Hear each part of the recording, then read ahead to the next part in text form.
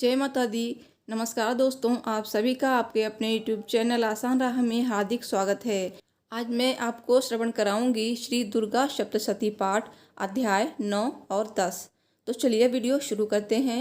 Video शुरू करने से पहले आपसे एक रिक्वेस्ट है, कमेंट बॉक्स में जय माता दी अवश्य लिखिए। माता रानी आपकी सभी मनोकामनाएं पूर्ण करेंगी एंड वीडियो को लाइक भी कीजिएगा। तो चलिए शुरू करते हैं। दुर्गा सप्तशती अध्याय 9 में देवी ने किस प्रकार निशुंभ नामक राक्षस का वध किया, ये बताया गया है। साथ ही साथ देवी के दूसरे स्वरूपों ने कैसे राक्षसों का संहार किया, इसका भी संक्षेप में वर्णन किया गया है। दुर्गा सप्तशती अध्याय 9। जयकारा महामाई दा, बोलिए सच्चे दरबार की जय। राजा सूरथ ने कहा, भगवान आपने रक्त बीज के वध से संबंध रखने वाला देवी चरित्र का ये अद्भुत महात्म्य मुझे बतलाया। अब रक्त बीज के मारे जाने पर क्रोध में भरे हुए शुंभ और निशुंभ ने जो कर्म किया उसे मैं सुनना चाहता हूँ। मेधा ऋषि कहते हैं, राजन, युद्ध में रक्त बीज तथा अन्य दैत्यों के मारे जाने पर शुंभ और निशुंभ के क्रोध की सीमा न रही। अपनी विशाल सेना इस प्रकार मारी जाती देख निशुंभ अमरस क्रोध में भरकर देवी की ओर दौड़ा। उसके साथ असुरों की प्रधान सेना थी। उसके आगे पीछे तथा पार्श्व भाग में बड़े बड़े असुर थे जो क्रोध में ओठ चबाते हुए देवी को मार डालने के लिए आए।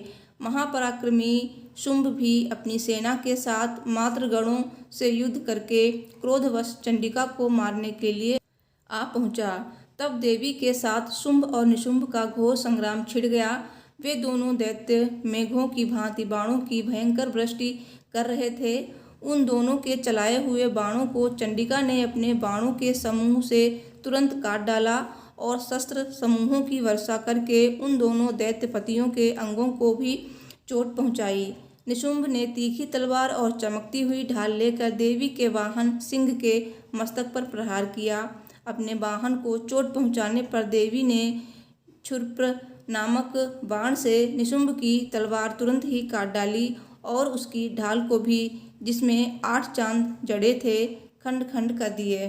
ढाल और तलवार के कट जाने पर उस असुर ने शक्ति चलाई।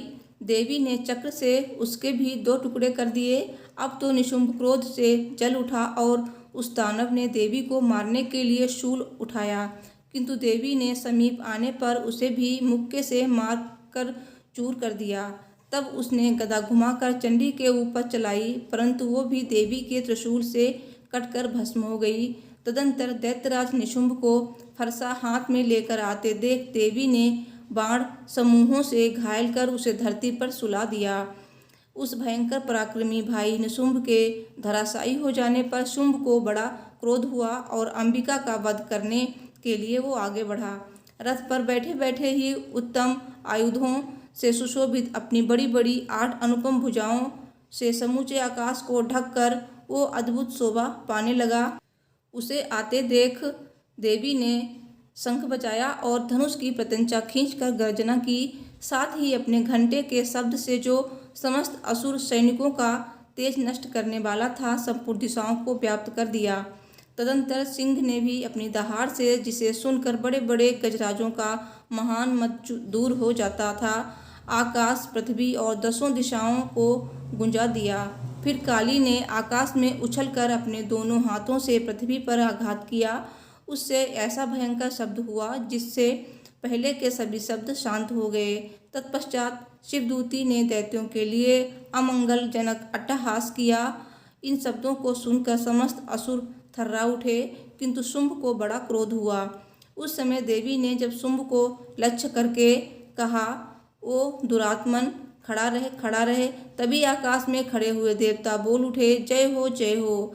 शुंभ ने वहां आकर ज्वालाओं से युक्त अत्यंत भयानक शक्ति चलाई। अग्नि में पर्वत के समान आती हुई उस शक्ति को देवी ने काट दिया। उस समय शुंभ के सिंहनाद से तीनों लोग गूंज उठे।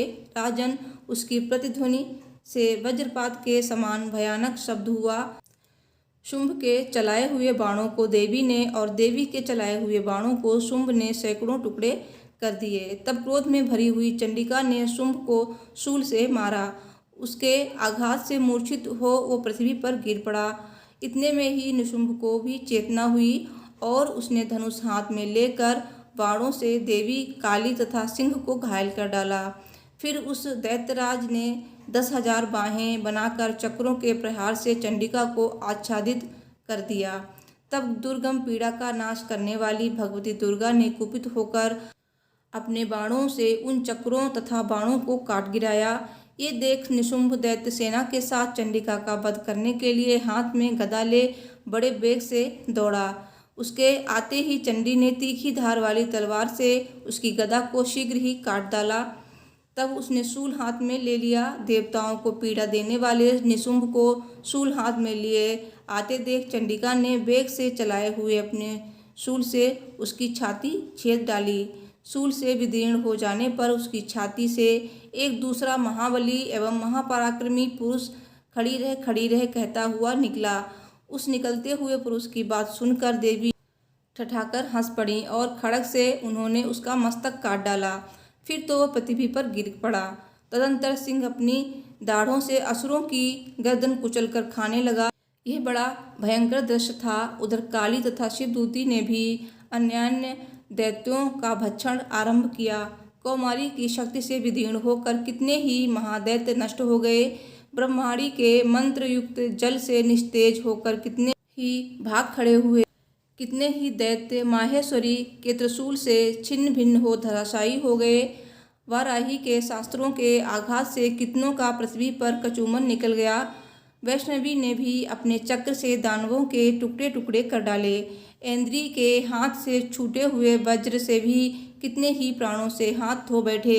कुछ असुर नष्ट हो गए, कुछ उस महायुद्ध से भाग गए तथा कितने ही काली शिवदूती तथा सिंह के ग्रास बन गए। इस प्रकार श्री मार्कंडेय पुराण में सर्वणिक मनवंतर की कथा के अंतर्गत देवी महात्म्य में निशुंभ वध नामक 9वां अध्याय पूरा हुआ। सब बोलिए महादेवी दुर्गा की जय। दुर्गा सप्तशती अध्याय 10।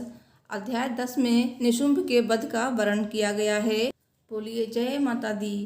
ऋषि कहते हैं, हे राजन, अपने प्राणों के समान प्यारे भाई निशुंभ को मारा गया देख तथा सारी सेना का संहार होता जान शुंभ ने कुपित होकर कहा, दुष्ट दुर्गे, तू बल के अभिमान में आकर झूठ मूठ का घमंड न दिखा।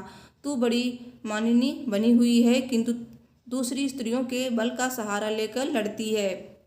देवी बोली, ओ दुष्ट, मैं अकेली ही हूँ। इस संसार में मेरे सिवा दूसरी कौन है? देख, ये मेरी ही विभूतियाँ हैं, अतः मुझ में ही प्रवेश कर रही हैं। तदंतर ब्रह्माणी आदि समस्त देवियाँ अंबिका देवी के शरीर में लीन हो गईं। उस समय केवल अंबिका देवी ही रह गईं। देवी बोली, मैं अपनी ऐश्वर्य शक्ति से अनेक रूपों में यहाँ उपस्थित हुई थी। उन सब रूपों को मैंने समेट लिया। अब अकेली ही युद्ध में खड़ी हूँ। तुम भी स्थिर हो जाओ। ऋषि कहते हैं, तदंतर देवी और शुंभ दोनों में सब देवताओं तथा दानवों के देखते देखते भयंकर युद्ध छिड़ गया। बाणों की वर्षा तथा तीखे शस्त्रों एवं दारुण अस्त्रों के प्रहार के कारण उन दोनों का युद्ध सब लोगों के लिए बड़ा भयानक प्रतीत हुआ। उस समय अंबिका देवी ने जो सैकड़ों दिव्य अस्त्र छोड़े, उसे दैत्यराज शुंभ ने उनके निवारक अस्त्रों द्वारा काट डाला। इसी प्रकार शुंभ ने भी जो दिव्य अस्त्र चलाए, उन्हें परमेश्वरी ने भयंकर हुंकार शब्द के उच्चारण आदि द्वारा खेल खेल में ही नष्ट कर डाला। तब उस असुर ने सैकड़ों बाणों से देवी को आच्छादित कर दिया। ये देख क्रोध में भरी हुई उन देवी ने भी बाण मारकर उसका धनुष काट डाला। धनुष कट जाने पर भी दैत्यराज ने शक्ति हाथ में ली, किंतु देवी ने चक्र से उसके हाथ की शक्ति को भी काट गिराया। तत्पश्चात दैत्यों के स्वामी शुंभ ने 100 चांद वाली चमकती हुई ढाल और तलवार हाथ में ले उस समय देवी पर धावा किया। उसके आते ही चंडिका ने अपने धनुष से छोड़े हुए तीखे बाणों द्वारा उसकी सूर्य किरणों के समान उज्ज्वल ढाल और तलवार को तुरंत काट दिया। फिर उस दैत्य के घोड़े और सारथी मारे गए। धनुष तो पहले ही कट चुका था। अब उसने अंबिका को मारने के लिए उद्यत हो भयंकर मुक्दर हाथ में लिया।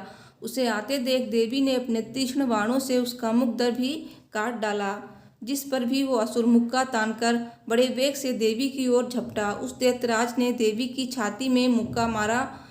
तब उन देवी ने भी उसकी छाती में एक चांटा जड़ दिया। देवी का थप्पड़ खाकर दैत्यराज शुंभ पृथ्वी पर गिर पड़ा, किंतु पुनः सहसा पूर्ववत उठकर खड़ा हो गया। फिर वह उछला और देवी को ऊपर ले जाकर आकाश में खड़ा हो गया। तब चंडिका आकाश में भी बिना किसी आधार के ही शुंभ के साथ युद्ध करने लगीं। उस समय दैत्य और चंडिका आकाश में एक दूसरे से लड़ने लगे। उनका वो युद्ध सिद्ध और मुनियों को विस्मय में डालने वाला हुआ। फिर अंबिका ने शुंभ के साथ बहुत देर तक युद्ध करने के पश्चात उसे उठाकर घुमाया और पृथ्वी पर पटक दिया। पटके जाने पर पृथ्वी पर आने के बाद वह दुष्ट आत्मा दैत्य पुनः चंडिका का वध करने के लिए उनकी ओर बड़े वेग से दौड़ा। तब समस्त दैत्यों के राजा शुंभ को अपनी ओर आते देख देवी ने त्रिशूल से उसकी छाती छेद कर उसे पृथ्वी पर गिरा दिया। देवी के शूल की धार से घायल होने पर उसके प्राण पखेरु उड़ गए और वह समुद्रों, द्वीपों तथा पर्वतों सहित समूची पृथ्वी को कंपाता हुआ भूमि पर गिर पड़ा। उस दुरात्मा के मारे जाने पर संपूर्ण जगत प्रसन्न एवं पूर्ण स्वस्थ हो गया तथा आकाश स्वच्छ दिखाई देने लगा। पहले जो उत्पात सूचक मेघ और उत्पात काल होते थे वे सब शांत हो गए तथा उस दैत्य के मारे जाने पर नदियां भी ठीक मार्ग से बहने लगीं। उस समय शुंभ की मृत्यु के बाद संपूर्ण देवताओं का हृदय हर्ष से भर गया और गंधर्व गण मधुर गीत गाने लगे। दूसरे गंधर्व बाजे बजाने लगे और अप्सराएं नाचने लगीं। पवित्र वायु बहने लगी, सूर्य की प्रभा उत्तम हो गई। अग्निशाला की बुझी हुई आग अपने आप प्रज्वलित हो उठी तथा संपूर्ण दिशाओं के भयंकर शब्द शांत हो गए। इस प्रकार श्री मार्कंडेय पुराण में सर्वणिक मनवंतर की कथा के अंतर्गत देवी महात्म्य में शुंभ वध नामक 10वां अध्याय पूरा हुआ। सब बोलिए भगवती दुर्गा की जय। श्री दुर्गा सप्तशती की जय। दोस्तों, मुझे उम्मीद है मेरी वीडियो आपको पसंद आई होगी, तो प्लीज़ वीडियो को लाइक शेयर कीजिए और मेरे चैनल को भी सब्सक्राइब कीजिए। मिलती हूँ नेक्स्ट वीडियो में। Thanks for watching. हर हर महादेव। जय माता दी।